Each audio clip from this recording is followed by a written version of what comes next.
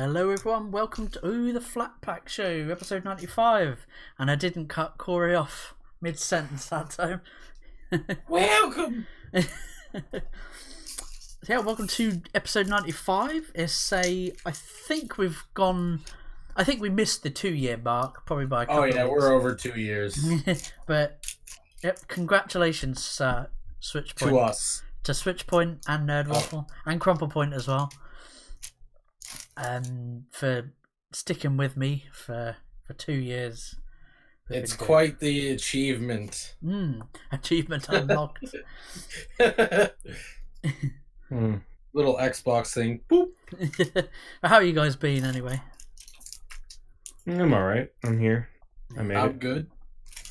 I can't believe how fast the week has gone. It went so quick since last Wednesday. Yeah, that's what happens. You know what they say, like time flies when you throw a clock out the window. Technically, you're right. Technically, I mean, hovers. Okay, hovers at best. So first, I want to bring you some good news. Last episode that we had with Michael from Team Woodblock and his indie game Dunia, we had 48 people view that video. Oh, nice! That stream, so it's good. We want to keep those numbers up. I know that my chronic pain and stuff sort of gets in the way of me being able to upload, and I need to dedicate more time to advertising the show in advance, this, that, and the other. God knows what that's going to be like with 2 kids on the way as well. But yeah, what was it? By Saturday, Gemma will be 32 weeks pregnant. It has gone so bloody quick. Since I told you, like, the 12-week mark, I'm like, we're pregnant. Yay! With twins. Yay! Hey, it evolves. So yeah, with today's episode, I know I titled it as a sort of a rewind, Flatt Pack rewind. And also it's just whichever subjects you guys fancy talking about. But I mean here, like, I'll bring it up for the people watching, just to see how many guests that we've had on over this past year. Has been a hell of a lot. First it started off with Dean Kish was on our show. He was I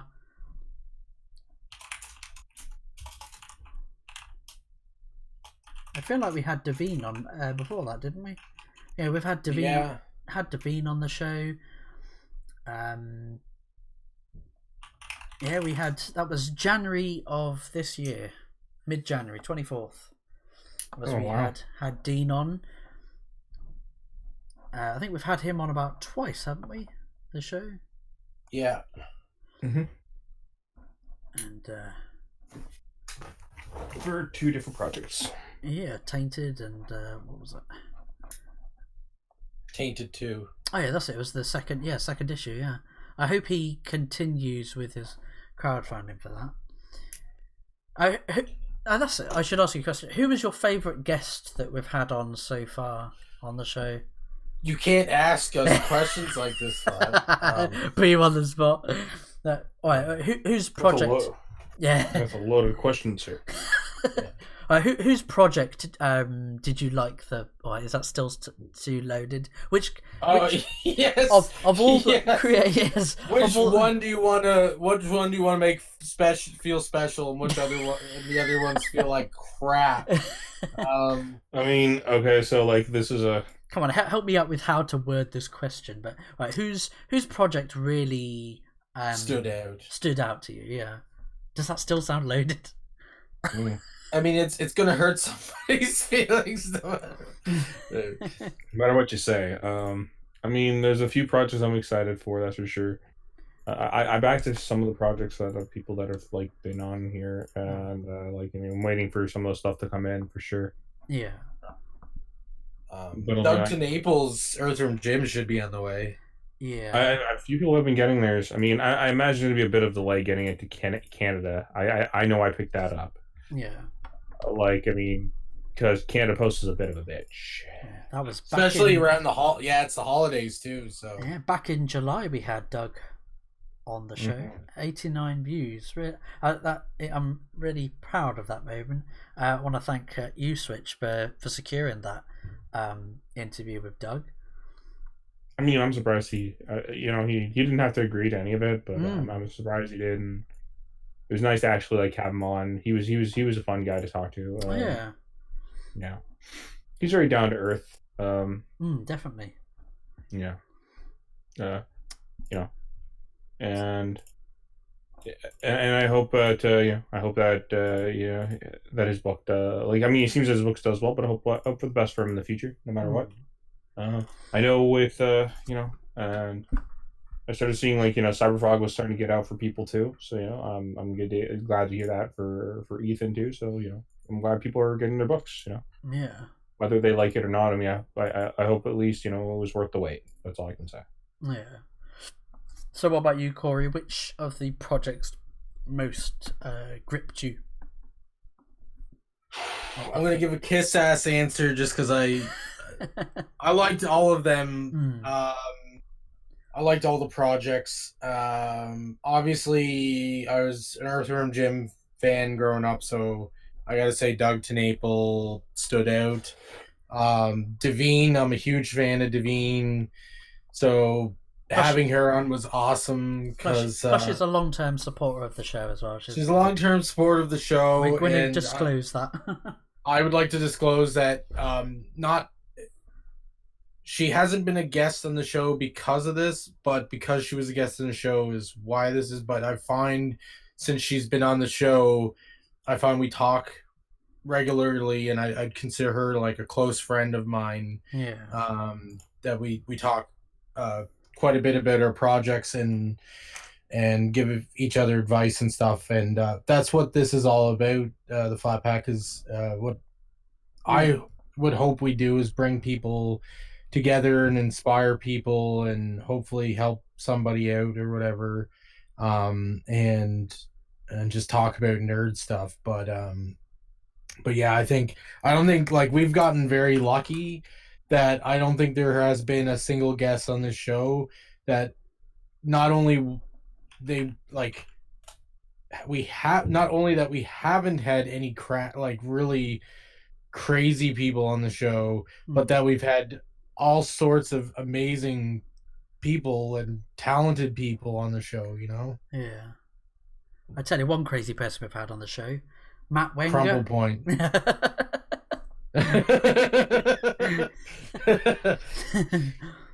had Matt Wenger. Do you remember Matt?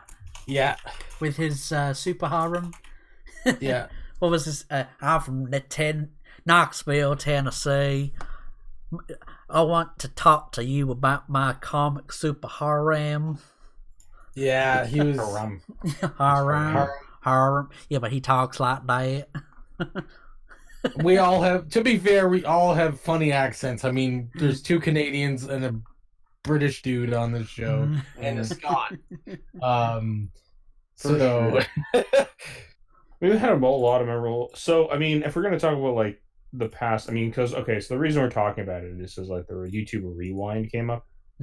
Oh god, it was just a top 10. It was literally a bunch of top 10s. It was like a Watch Mojo type. Like after I predict now, Rewind 2020. I'm sorry, but this has been canceled due to COPPA.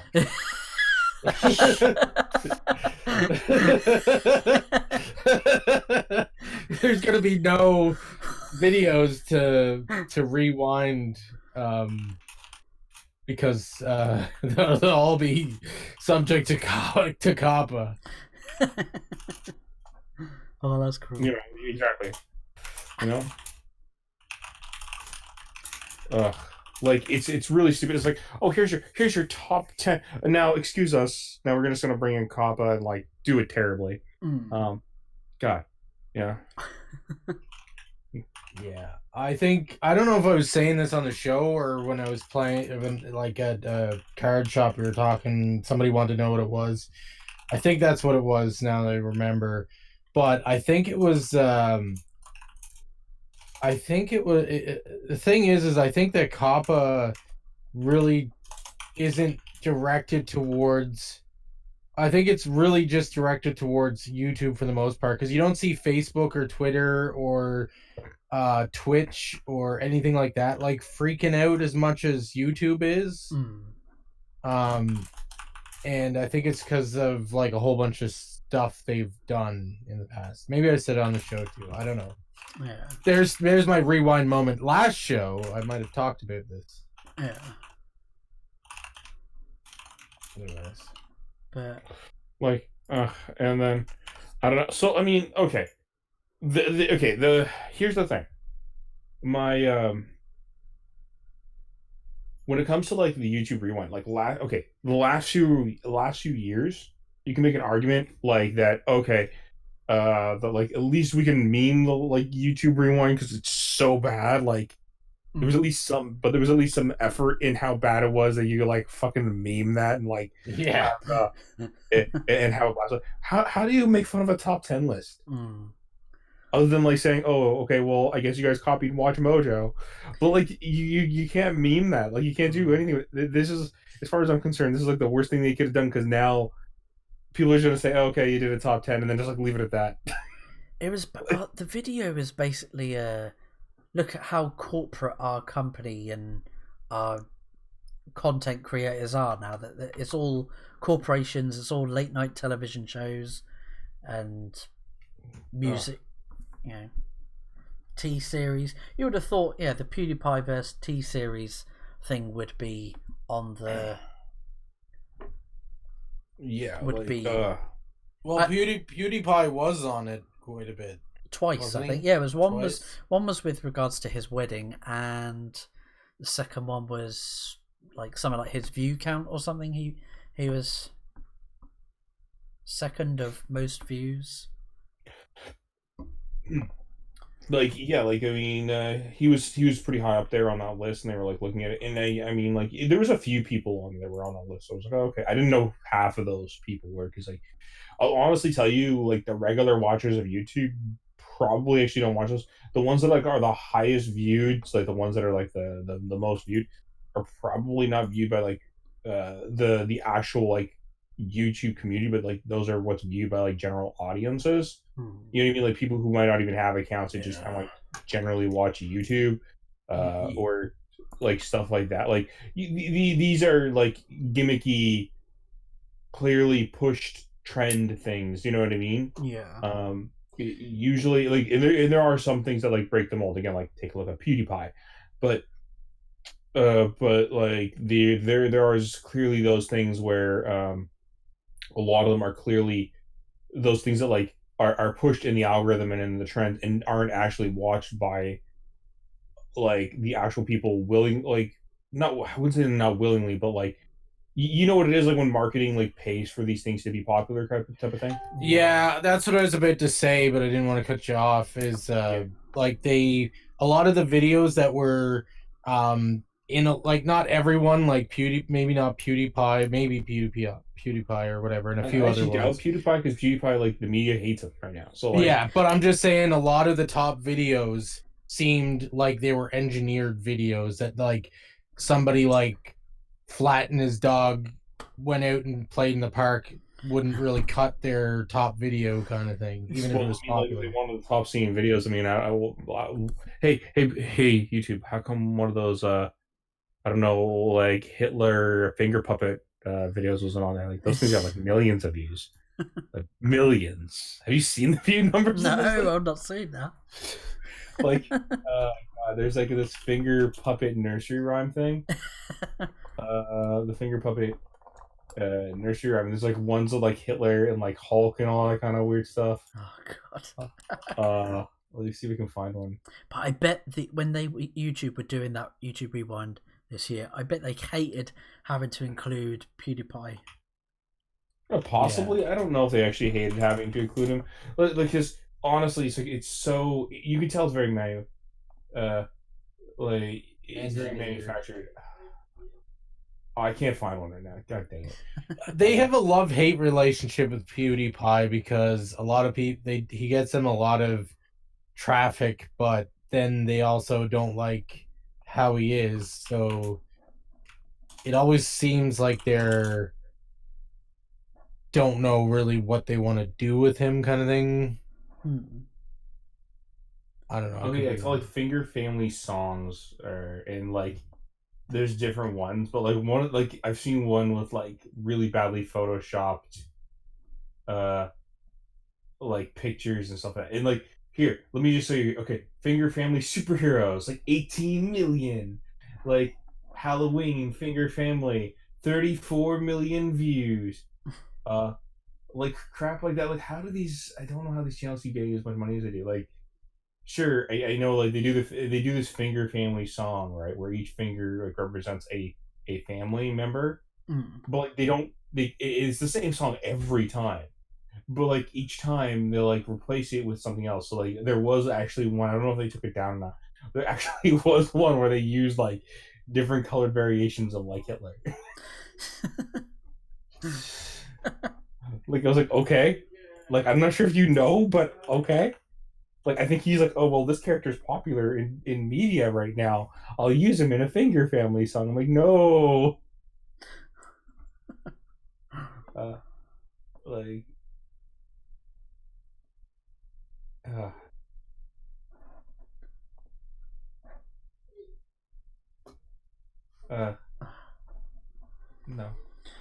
I can't find that other one. Wait, nope, wait.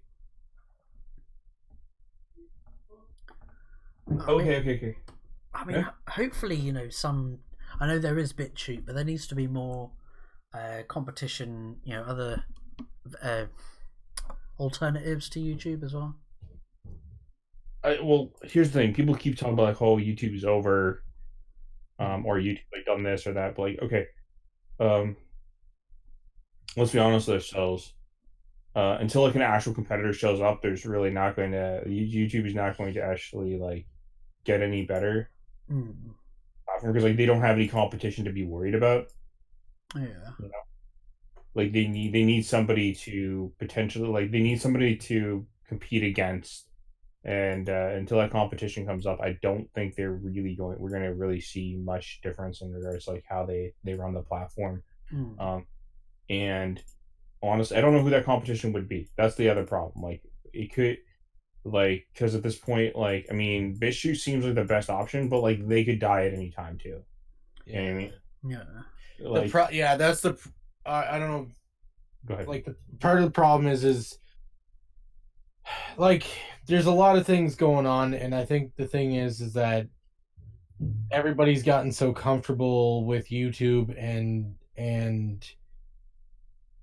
if everybody went over to BitChute, that might change things, but it would require everybody sort of doing something to take a stand or whatever. Yeah.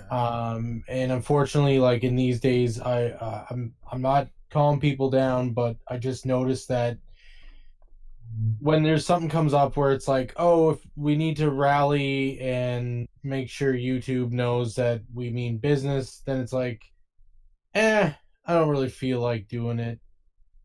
And then it just continues on as the status quo and goes on until some other company with a lot of money comes along and money to invest that makes everything look pretty and attracts everybody like flies to their site, which isn't happening. Like, you know what I mean? It's just it's not going to happen because everything's going to continue on as the status quo kind of thing. Yeah. I don't know how to explain it any simpler, but it's like everybody's used to YouTube, and that's just gonna be how it is until McDonald's decides they want to make a video platform. We we have people who could make a video platform who actually have the money now. I think. But take a look at Amazon. Amazon bought Twitch, right? Yeah. Yeah. I mean, I'm not saying Amazon's a perfect company either. They have their problems too. Yeah. But like, they could easily become a competitor, I think, to YouTube. I mean, they could easily offer money to specific groups to come over too. You know what I mean? Yeah. Easily like bolster the platform. I mean, take a look how, and the reason I say that is just because like Mixer is already coming in from Microsoft to compete against Twitch, and it's doing a decent job competing. I think Mixer is doing a fine job competing, as it is right now. I don't know if it'll be able to keep up that momentum, but I mean they bought some popular they brought over some popular streamers to Mixer to like kind of bolster the platform, right? Yeah. So I'm saying like, okay, Amazon. I mean, Microsoft, Sony. I mean, I don't know. The only reason I don't think Disney will do it is because Disney has quite a few of their quite a few partnerships in with certain YouTube with certain YouTube creators, because I mean they own the rights to Maker, right? Yeah. Yeah. So they don't. I mean, YouTube is kind of already kind of in their pocket to a degree, but you can get other people who could definitely, um, who are definitely certain groups that have the money and the effort to definitely bring that forward. Do I agree with them? No, I don't. I don't politically agree with these groups. I don't actually like these groups very much, but they have the money to definitely make that difference. Or we can hope that like, I mean, another option is hoping that like more people actually move over to BitChute, and bring over their audiences when they move over. Because like, I mean, if enough people in groups bring their audience over to BitChute, then yeah, BitChute will then become popular. I mean, again, the other platform doesn't have to beat YouTube or even be half with YouTube. It just needs to be enough that it makes YouTube say, okay, we need to be more on more on our feet about this. Yeah. You know I what I mean, mean? you got people like Steven Crowder are calling out Susan Wojcicki and YouTube. They're saying makes you wonder why YouTube favors mainstream TV personalities over its creators. And Keemstar saying at Susan Wojcicki, why are late night hosts allowed to roast people on YouTube, pick on people's physical appearances, but other YouTubers can't? Wouldn't there be tons of Stephen Colbert's, Jimmy Kimmel's, John Oliver videos be taken down today? And like me and Switch were talking about before going live, early seasons of South Park would be banned on YouTube over their YouTube's new terms of service. Oh yeah. Yeah. Yeah. I don't know. I think that. I mean, I think the YouTube problem is a deeper problem than just YouTube. I think it's a problem with society, and we all know there's issues with society. But the thing is that I think we need to, and it's like, I think just people need to,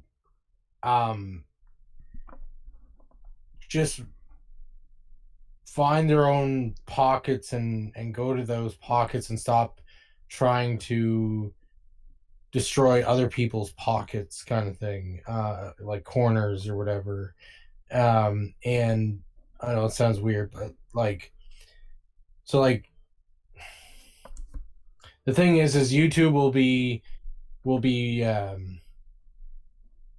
criticized because they'll have like 10,000 people or whatever complain that this person made a joke with their pug dog or whatever, and YouTube will go, oh, 10,000 people complain, we better take that down. But those 10,000 people will then be okay with something very similar, but say, oh yeah, this is really good, and YouTube won't do anything about it. That's the thing. And that's how it works in society nowadays too, is that it's really become court of a public opinion, essentially. And the public opinion is the ones that yell and scream the loudest and make others feel bad about themselves so that they cave in order not to make themselves feel bad about themselves. It's anyways. Yeah, it's like even BitChute is calling out YouTube with YouTube, saying that, do you know any viewers or creators outside the mainstream media who actually made this complaint of the harassment? Yeah.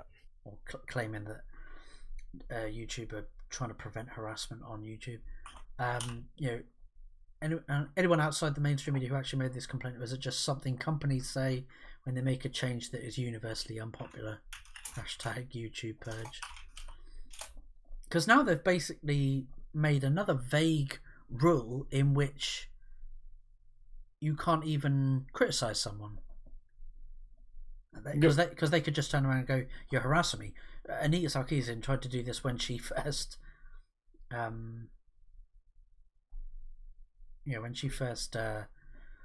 started her grift, if you want to call it that. Yeah. She tried to claim that, disagreeing with me is harassment. Look at my mentions in my Twitter blowing up. You've made yourself a public figure. Public figures should be open to criticism, satire, critique, jokes, and mockery. I think once you make yourself a public figure, you definitely. I mean, I'd class us as public figures. We've openly put our faces out there. I know it's only like I'm trying to think of what the average view count on our videos. Like 10 to 15 odd people. That's still 15 people that watch us. Well, I mean, think of it what does this do to commentary channels? People who make commentaries on other things and other people. I mean, does that mean they're not allowed to talk about other people anymore? Yeah. You're not allowed to look in somebody else's general direction anymore, or you're being mean to them or whatever. Yeah. Yet some people are allowed to be mean and some people are not allowed. Do you know what? I just happened to scroll on Twitter just as I was talking about Anita Sarkeesian. They tweeted, and I saw someone mention this, Bully Hunters 2.0, basically Electric Boogaloo. Feminist Frequency tweeted, today we're proud to announce one of our upcoming initiatives to help challenge the culture of sexism in games industry. Games and Online Harassment Hotline, a 24/7 service available to anyone who needs it. Is basically Bully Hunters. But still begging, donate now to stand up for survivors of online harassment, abuse and sexism. Survivors of online... There's a thing called mute and block and turn your fucking PC off. Turn your phone off. Put it down.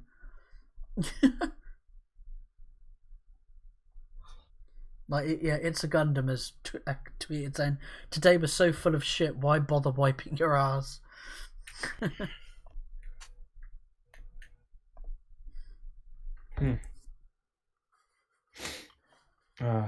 Man.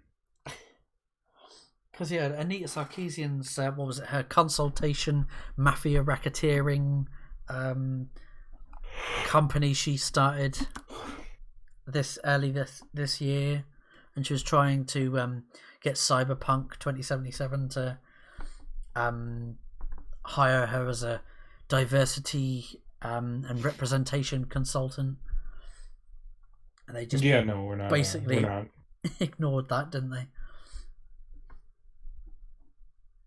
Yeah, they already have their own groups. They don't need you. Thank you very much. You have a good day.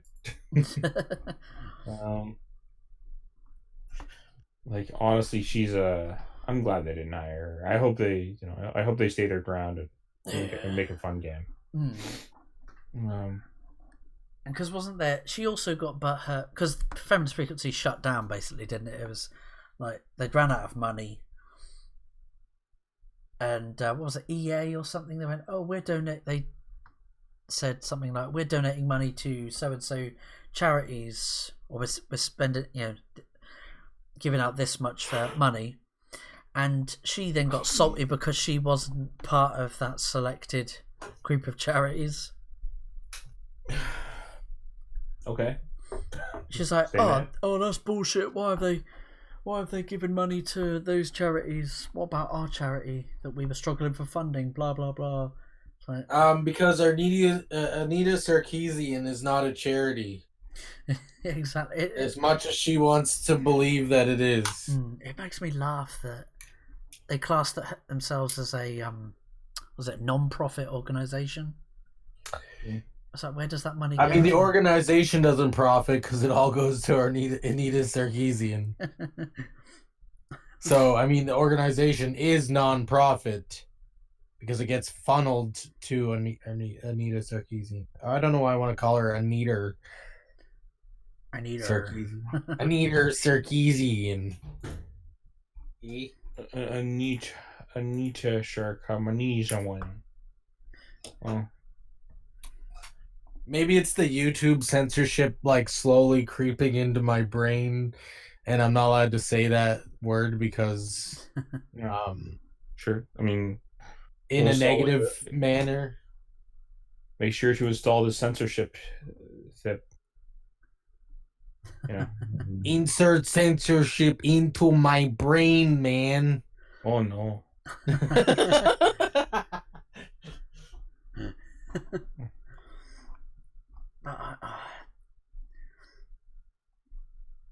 Yeah. Very much. You know what? I'm gonna say it right now. Fuck expression and fuck freedom of speech.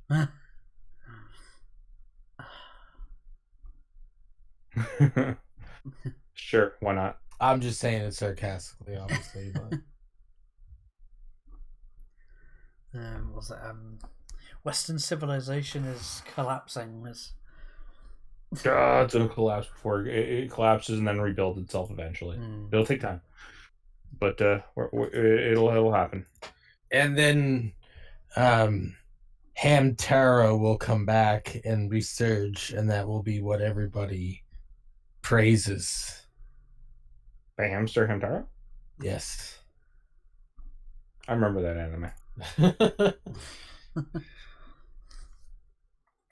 It has been prophesized. Nerd culture will collapse and then rebuild, and all will worship Hamtaro. Makes me wonder whether I should do another 12 Days of Christmas Game Journalist Edition. I need to remember 12 controversies of this year.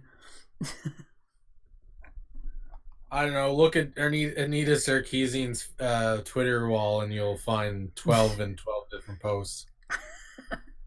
I'm sure you'll find something. I mean, you can probably make there's the easy mode thing. Kappa.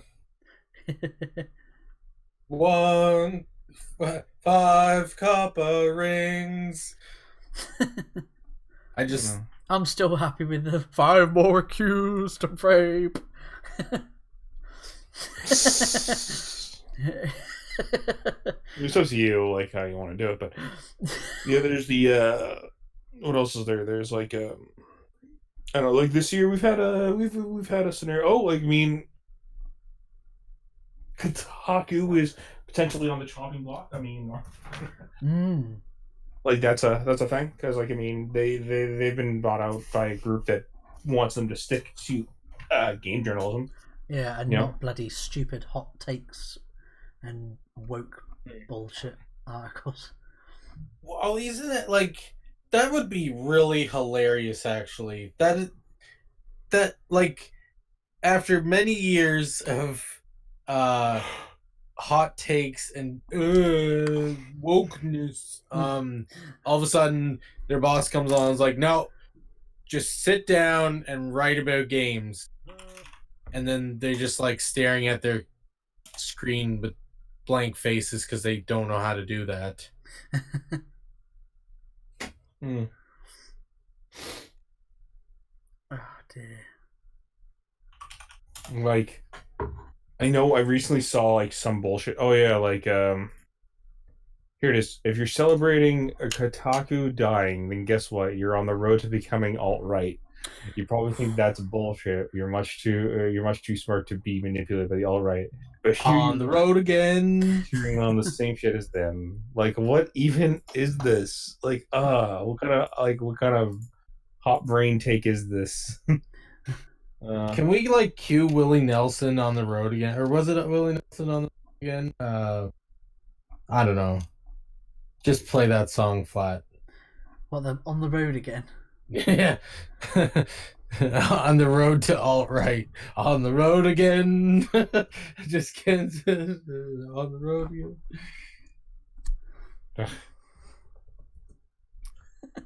Like, how is that even a thing? Like, how do I, like, okay. And this year, Disney brings you On the Road to Alt-Right, starring David Spade and Starting Patrick Warburton. and Patrick Warburton. Yes. Yeah. Okay. Why not? On the road I don't- again. I forget the actors in the what's that movie? I don't even know if Disney did it, but the Road to. Oh, I'm having brain farts tonight. I apologize. Road to Road to El El Dorado. Yeah. That wasn't Disney. That was DreamWorks. Okay, DreamWorks this year. DreamWorks is bringing you, On the Road to Alt-Right. Yeah. I mean, Oh, on the road to alt-right. Both is good. Oh, bloody Gab trends. Get on Gab is basically pulling the won't someone think of the children? When are we going to start talking about protecting our children from predatory behavior on big tech platforms? Because yeah, Gab basically went like the what's it called, the bell hook or the what's it called, the shoehorn? I forget what it's bloody called. They're basically Gab is basically acting like right wing SJWs. Yeah. Just like how One Angry Gamer became, and I know that we spoke about this last week, wasn't it? The don't become the monster you fight. Don't slay the dragon. You know, you slay enough dragons, you become the dragon. If you stare into the abyss long enough, it stares back. And we said it about One Angry Gamer and Billy D or whatever his name is, that he became too overly reactionary over stuff and became the very thing that he was fighting. Same with Gab. Like, I'm glad I never got around to creating an account, but I'm kind of glad I didn't bother. Yeah, I've been seeing that. I've been seeing something about Gab, and I don't know really what's going on. So Gab has decided that they found the way of God, and Christian values, and they have decided that they'll ban porn on their website because porn is lay bad and it is not lay free speech because we said so. Yet they bloody from the get-go, from the very start, I love it because when they first started the service, they did actually promote people being able to put porn and free speech on there. Yeah, exactly. They strided themselves on being we're a free speech platform, except no porn. You know, it's No, it's no porn. They originally, but funny story. I heard something about like this company called like the Gab.ai, and well, if you search up Gabai, is actually a Jewish thing. Yeah. A Gabai, or Hebrew, also known as Shamasu, sometimes spelled Shamas or Warden. I just found like the definition here. Is a beadle or sexton, a person who assists in running of synagogue services in some way. The role may be undertaken on a voluntary or paid basis. Shamash or Gabai can also mean an assistant to a rabbi, particularly the secretary or personal assistant to Hadistic rabbi. Yeah. So I'm wondering if they were playing a long con all along, but it's funny because Gabai is actually a Jewish thing. Yeah. Mm-hmm. Oh dear. Yeah. And I mean, people should have been skeptical from the get-go, or at least... Mm-hmm. And their website is gab.ai, just so you know. That's why I'm bringing that up. Yeah. Which is goodbye. Yeah, but originally I was like, wow, you know, there's a platform that is free speech and is, you know, stand up for you know, the right to free speech and free expression, and yet they've... I don't think they stand, like, they still think that they do, even though, like, they're stopping, like, people from talking about porn or stuff like that on their website. And you know what's really funny is, like, some people have actually been posting porn on their website, apparently, and not getting banned. Yeah. Like, so, and it makes it even funnier. I'm gonna make it even funnier for you. The person who owns Gab, like the actual person who runs the website, I can't remember his name. I do apologize. Has not been on the website, I guess, or doesn't really use his Gab account very often. He seems to use his Twitter more often. Like, literally posts like about 500 tweets a day. Yeah. With like arguing with people and like trying to start fights over the fact that like they're banning porn and they're okay with it, and how they have like 100,000 plus new users or some bullshit. Yeah. And I'm like, okay. From what I'm seeing, it looks like you're losing a lot of users. Actually, there's people actually like promoting like deleting their accounts, and the people who do have accounts seem to be going there just to troll you by posting porn and stuff. So, what do you like when you say you're doing fine? What do you mean? Like, they literally coded Tumblr as like an example of them. I'm like, no, Tumblr is dead. Like, some people still use Tumblr, but it's dead. Yeah. Yeah, like, I'm sorry, but since Tumblr banned porn, Tumblr died. Yeah. Like, what do you mean?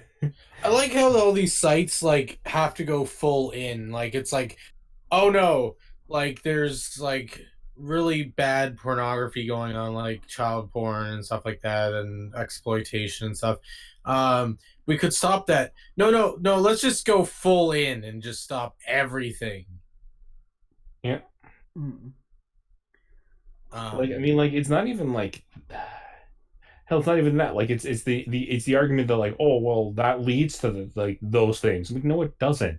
Like, fundamentally, no. If you actually look into the studies, usually it's because of like actual other issues, maybe familial issues, maybe issues with like growing up, stuff like that. Like, they could lead into these things that could. You need to look into those. You can't just blame porn. Like, it's like blaming, like it's like blaming like violence in video games for violence in real life. You can't do that because it's like there's no correlation. Yeah. You know what I mean? Like, yeah, and like a lot of these things in that manner, it's not a global thing. Like, it's not a thing where like it's a individual thing, in the sense of like, okay, yes, maybe in a crazy person some of these things could somehow transition, but those are crazy people that need actual psychological help, and that's something we have to get them to go to, or they go to, or whatever. But that doesn't mean everybody is going to play a video game and become violent from it. It doesn't mean that anybody who watches legal, like, pornography that is with adults, other consenting adults and stuff like that, that is going to lead them to darker paths. It doesn't mean that at all. It just means that there are crazy people out there, and they're going to do crazy things no matter what you give them. And maybe they need help, I don't know, but it's not everybody. It's not a thing that applies to everybody. It applies to a small marginal group of people. Yeah, I like, oh man, I don't get it. Yeah. Yeah. Like the world is weird.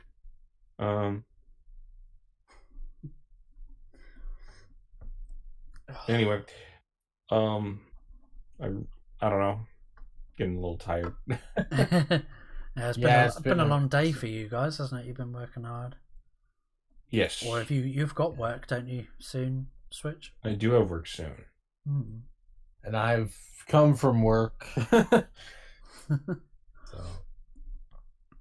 where it was full of fun and exciting.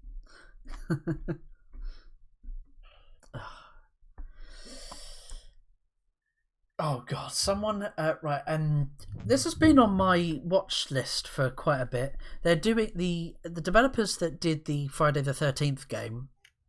They are working on a PlayStation game. It's called Predator Hunting Grounds. So it's like a PvPvE. So you got a team of soldiers, human players, versus enemy AI bots versus one predator human player, which is pretty cool.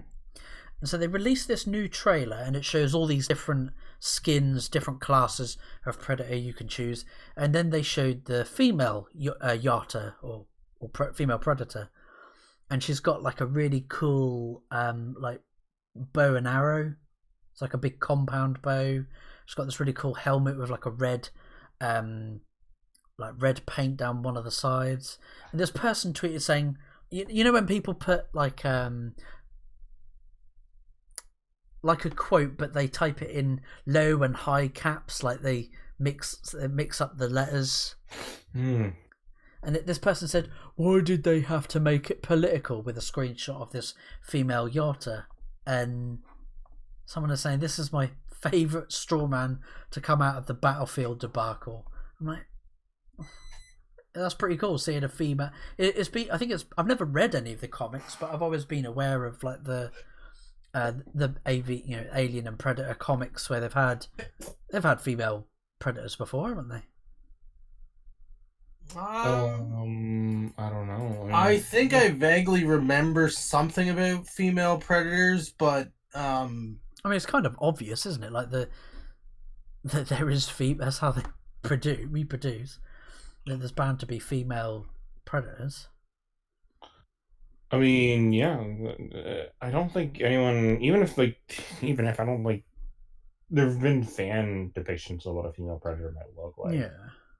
But like as for like the female, I don't think I'm seeing anyone really complain as a female predator. I mean, even if whatever, I don't care. Yeah.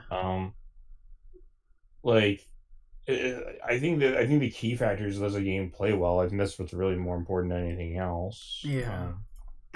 Yeah, gameplay looks pretty cool. You got all the different weapons and gadgets that the predators have, as well. Yeah, there's the Yachtja, or what the predators are called. Is that how you pronounce it? I've always wondered how you. I think it's called Yachtja. Yachtja. Yeah, there's been female predators in the comics, and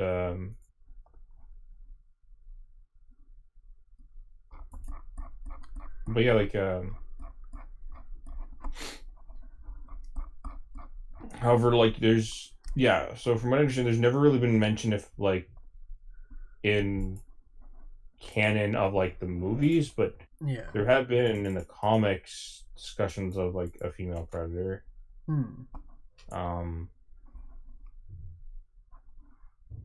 There's been like discussions of the lore. Honestly, I see nothing wrong with them introducing a female, like. So I think the closest we saw Predator Homeworld was it Alien vs Predator Requiem? It showed like this sort of jungle type lava planet. But yeah, it'd be really cool to see more of like the Predator, like society, Predator civilization. I don't know how they'd do that if they were to do a sequel to the latest Predator movie that came out. I mean,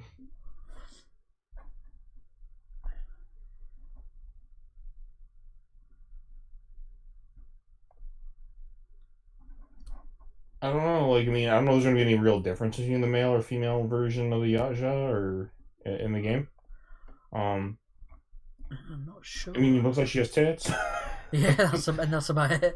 Sort of. Like, she looks smaller in frame to the male one, with Perhaps smaller blades, from what I've seen. more agile, perhaps.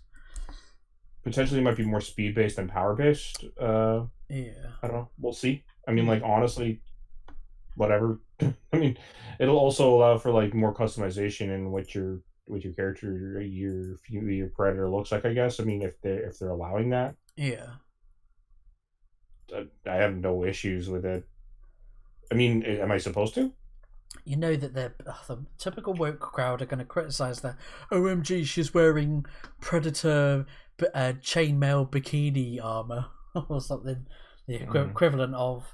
I'm like, I mean, do you think one angry gamer will complain that you have to play that you get to play as a female predator? I mean, does. I mean, the Predators have always been like a futuristic, like sort of Zulu type warrior, aren't they? They've got high technology, but their culture and civilization is very similar to they're very barbaric. Sort of Zulu tribe. I'm not like pointing out. Again, I don't even know like. And I'm not an expert on like predators, so I really don't know like the details. Like if there's anything that indicates females aren't supposed to. So if I'm wrong and they know that, I'll definitely like okay. Yeah. But knowing, but from what I understand, like I mean, I see nothing wrong with this. I mean, like again, like if the gameplay is fine, if it plays well, it's enjoyable, cool. Provided like that I think that's the key factor. Like if it plays well and it looks it does the job it's supposed to be, cool, and that's awesome. The only other concern that I have is also, of course, that the game is that like that it stays true to the proper lore of the characters and that does things properly. From the trends, I'm sure we'll probably see complaints from one or maybe both sides.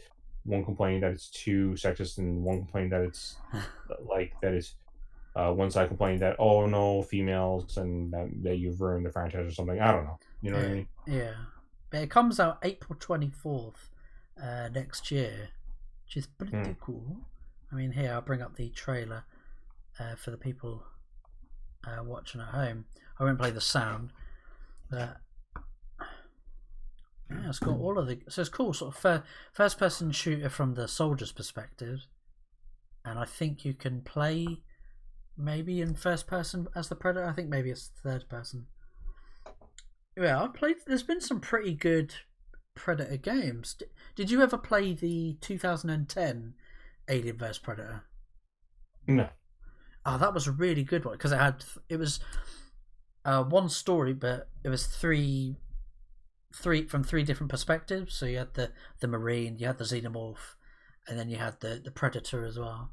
Yeah, I've heard of that game actually. I hear good things. I'm trying to remember. There was another one. I think it was an old PS2 / original Xbox one. It was called Predator Concrete Jungle.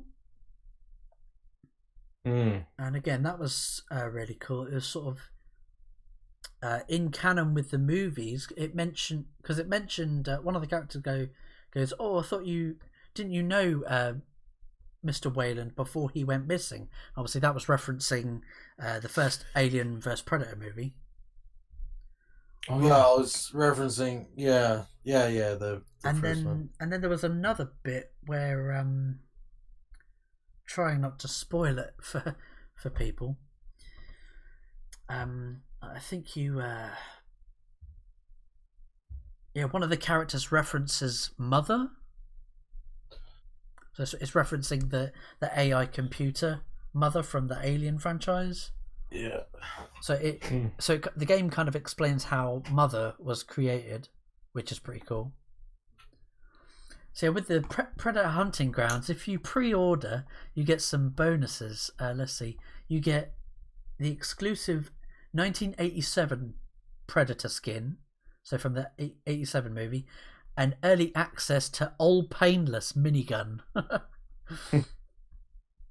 See, I don't know if I'm okay with that. Like, those shouldn't be pre-order bonuses. Those should be unlocks in your game. Yeah. I mean, I know they'll probably include them as DLC later for you to buy, but I mean, like, even then, like, those should just be unlocks in your game. Like, pre-orders should be like proper pre-orders, like an actual like statue or something. You know what I mean? Like, yeah. I don't know. Maybe I'm old-fashioned. Like, but the gameplay looks really solid. The female Predator is looks pretty cool. She can move quite fast while aiming down sight with the bow. Okay. So yes, yeah, from that little snippet there, yeah, it moves quite fast. We've got someone in the chat. Dade, where are we going? What are we doing today? Why is it called a flat? Oh, is he talking about bloody apartments? Yeah, he tweeted to me the other week asking why in the UK we call apartments flats or a block of flats. I don't know why we call them flats. If you can't... How does speech evolve, Dade? If you can't get to the chopper, who cares? Get to the chopper. But yeah, Predator Concrete Jungle was a good one as well. That was a good game. Yeah, go on, Corey. What were you gonna say? I think over here we at least in Canada or whatever, we reference like studio apartments as like a flat kind of thing. Yeah. Because it's just like a flat apartment kind of thing, like no walls or anything. But so maybe it comes from something like that, but I don't know. Yeah. Dade is throwing some shade at Hillary Clinton. He says female predators, but enough about Hillary. Oof. All that oof. Yeah, oof. And oof. I think we've come up to about the hour mark. Sort of start to wrap up. Sorry, you just got here, Dade, and we're wrapping up. But now that Dade's here, no, I'm just joking. I'm just joking. But it's been a hell of... jokes, he is. I make a joke. What do you want from me? But yeah, it's been a hell of a year this year, and we're still deciding on how to sort of move on with the future of the show. Sort of shooting some ideas about how to adapt and overcome these obstacles that YouTube or the internet at large has put in. Coppa. Yeah. All the obstacles are put in our way, but I want to thank you guys, and I wish Cropper Point was here as well to thank him as well. I know he's missed quite a bit this past year. He's been busy at uni with his course that he's doing. Getting his schooling. He's schooling. About time somebody schooled him. Dave's asking, "How's the baby?" They're not here yet. It's babies, twins, non-identical twins, Dave. But Gemma's 32 weeks pregnant on Saturday. I've got a doctor's appointment tomorrow with. We're going up to the hospital. But yeah, they're going strong. Yeah, like I was saying, I want to thank you guys for your dedication to the show. The show wouldn't be what it is without you guys, so I really appreciate your commitment. The commitment is real. So yeah, is there anything else you'd like to say, guys, before any sort of your last words? I would like to say peace out and have a wonderful day. I'd like to say thank you, Flatt, for being an awesome host and hopefully, next year, we continue that. And other than that, remember to hug the person next to you, not just you, Flat, but everybody. And keep creating and keep it toasty. Yeah, keep it toasty, everyone. Again, I've really loved all the guests that we've had on the show. Everyone's comic or game creation has been absolutely fantastic, and it's been an honour to have those people take the time to come on the show. So with that, the Flatt Pack Show, don't forget, it's every Wednesdays, 11 p.m. GMT, 6 p.m. Eastern. With me, it's been me, Flatmeister. Yeah, it's a great way of ending it. So it's been me, Flatmeister. It's been my good old buddy Switchpoint. Yep, I'm the buddy. I'm here, and you guys are. It's always fun. Yeah, and my other good old buddy, Nerd Waffle as well. Cool. You guys, I forgot. And the other buddy that's not here, Crumble Point. So with that, it's been the Flatt Pack Show. Thank you very much for tuning in, and we'll catch you in the next episode. Take it easy, bye.